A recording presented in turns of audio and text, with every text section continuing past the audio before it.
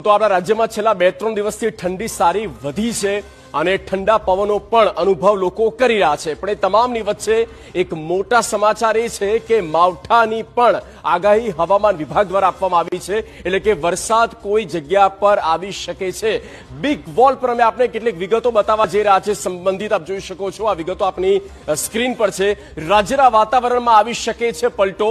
જે આગાહી આપવામાં આવી છે તે પ્રમાણે વાતાવરણ બદલાઈ શકે છે, વાદળછાયું વાતાવરણ ઊભું થઈ શકે અને ત્યારબાદ વરસાદ આવે તો નવાઈ ન પામતા, કારણ કે આગાહી આ પ્રકારની છે। 9 જાન્યુઆરીનું ફોરકાસ્ટ છે અને 9 જાન્યુઆરીથી રાજ્યમાં વાદળો બંધાશે, વાદળો જોવા મળી શકે છે।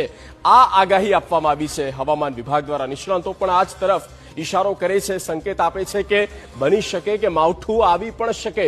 સૌરાષ્ટ્રના અનેક જિલ્લા એવા છે જ્યાં હવામાનમાં ફેરફાર અને વાતાવરણ બદલાઈ શકે છે। ખાસ તો તટીય જે વિસ્તારો છે, દરિયાકાંઠે આવેલા જેટલા પણ સૌરાષ્ટ્રના જિલ્લા છે ત્યાં આગાહી ખાસ કરીને આપવામાં આવી છે। દક્ષિણ ગુજરાતની વાત કરીએ તો ત્યાં પણ વાદળછાયું વાતાવરણ અનેક જિલ્લાઓમાં જોવા મળી શકે।